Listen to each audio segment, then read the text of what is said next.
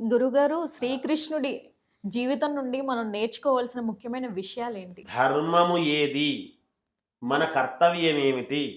మనము చేయాల్సినటువంటి పని ఎటువంటి ఫలాపేక్ష లేకుండా మనము చేసేటువంటి పని నిత్య కర్మలలో నిరంతరము పూజ, అనుష్ఠానము మనము చేసుకుంటూ పోతూ ఉన్నాము అంటే ఫలితం ఖచ్చితంగా భగవంతుడు ఇస్తాడు.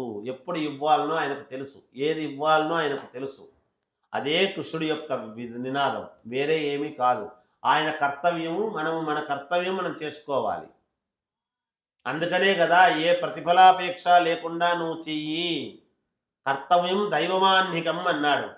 కర్తవ్యము అనేటువంటిది నువ్వు చేసేటువంటి ఉపకారము ఏ ఫలము నాకు కావాలి అని కోరకుండా చేస్తావో ఫలితము పరిపూర్ణమైనటువంటిది భగవంతుడు నువ్వు అడగకుండానే ఏమి ఇవ్వాలనో ఇస్తాడు.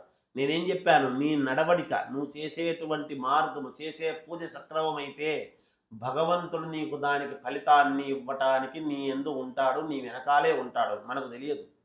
సర్వాంతర్యామి అన్నాము కదా భగవంతుడు. అవును. మనం రూపాలు పెట్టుకుంటున్నాం వేరే వేరే వేరే అని. ఏ రూపము కాదు, నిరాకారము నిరూపము భగవంతుడు. మనము ఆకారాలు పెట్టుకొని పూజించుకుంటున్నాము మన తృప్తి కోసము. కానీ భగవంతుడు ఇప్పుడు మన మధ్య కూడా ఉండవచ్చును. ఇది పవిత్రమైనటువంటి స్థలమే అయితే.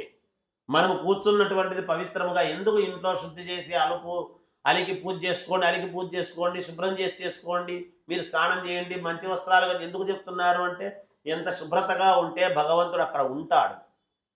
సర్వాంతర్యామి కాబట్టి ఆయన అందరి ఇళ్లలోనూ ఉంటాడు. నీ ఇంట్లో ఉంటే నా ఇంట్లో ఉండడా, నీ గొప్పతనం ఏమి? మనం పోట్లాడుకుంటుంటాం, నీ గొప్పతనం ఏమి, నా గొప్పతనం ఏమి.